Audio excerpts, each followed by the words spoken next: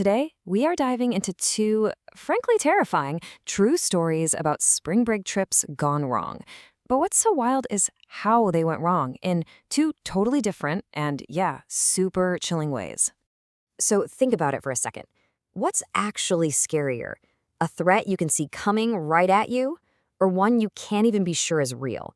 That's what we're getting into. We've got one story about a very real, very physical danger. And then we have another. This one's all about that creeping dread, that psychological trap where you feel like you're losing your mind. Okay, so our first story kicks off with a setup that, let's be honest, sounds straight out of a horror movie. He's got a young couple and their friend just trying to get away from it all. They find this cabin deep in the woods. I mean, so remote you couldn't even see the road. It was supposed to be the perfect quiet getaway.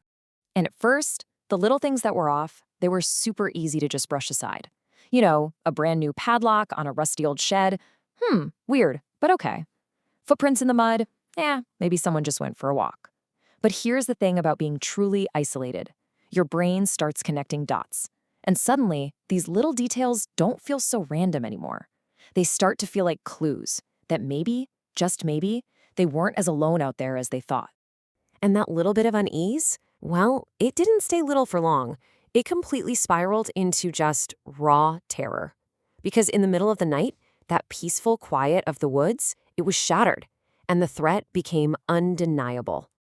I mean, just look at how fast this all went down.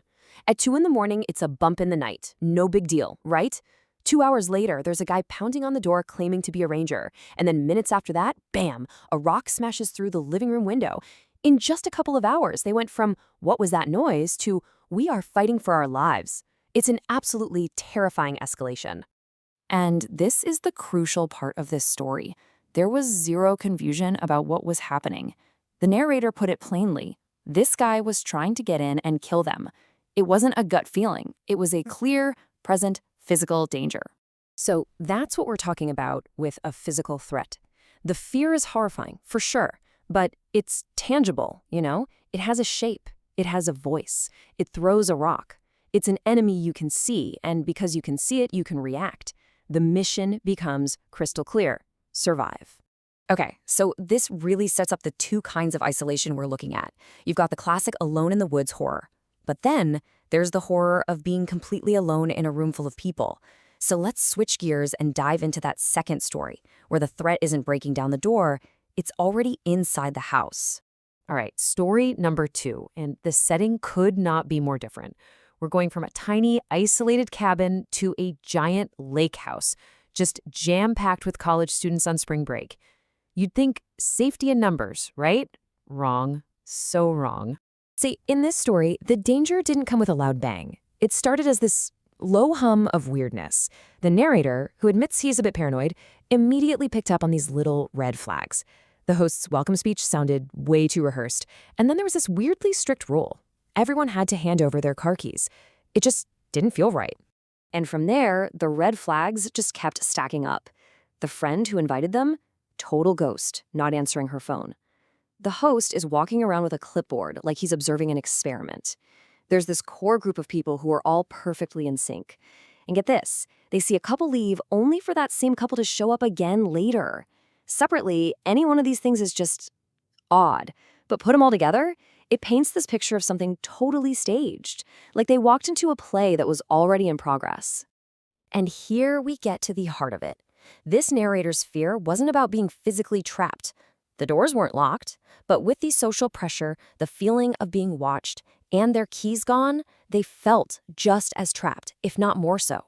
It was this creeping sense of powerlessness. So the terror here, it's not a broken window. It's a broken sense of reality. It's the slow, quiet, deliberate process of making you feel like you're the one who's crazy. Surrounded by all these smiling people, you start to question your own judgment. And then comes this moment, which, for my money, is one of the most chilling things I've ever read. The narrator just wants to leave, and a total stranger sitting nearby who hasn't said a word all night just quietly says, "That's not a good idea." Think about that. It's not a threat, it's a warning, and it's delivered in a room where everyone can hear. It's this quiet confirmation that yes, something is wrong, and yes, they are all in on it. What happens next is just a masterclass in manipulation. The narrator demands his keys, and boom, the host's friendly smile just vanishes. The entire party goes dead silent. Every single person is just staring. He's totally singled out. And then, the second the keys are handed over, it's like a switch is flipped. The music comes back on, people start talking as if nothing happened. It's all designed to make him think, wow, was that all in my head? And then this final image, it is straight out of a movie. As they're driving away, they look back, and there's about a dozen people standing in a perfect, silent line on the deck, just watching them go. And that's the proof. It wasn't paranoia. They were being watched. Their escape was part of the show. So what was that? Seriously, what was going on? Was it some weird college prank? A cult? Something way, way worse. The real horror here is that there are no answers. We will never, ever know. And here's the final twist, the real kicker. Remember the friend who invited them? Turns out her phone had been stolen weeks before. The invitation didn't come from her. It came from a stranger. This wasn't just a party that went off the rails. This was a trap, planned from the very beginning. But a trap for what? That's the terrifying part. What happened at that lake house is a textbook example of something called gaslighting, but on a massive scale.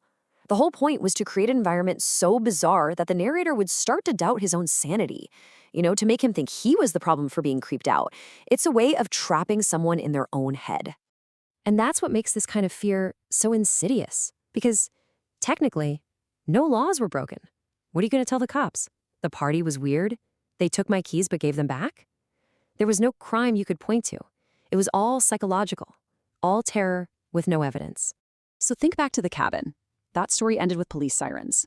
There was a resolution. But the lake house? That story ends with a giant question mark that hangs in the air forever. And that, in a way, is the most terrifying thing of all. A fear with no name, no explanation, just the lingering, awful question of what would have happened if they hadn't gotten out when they did.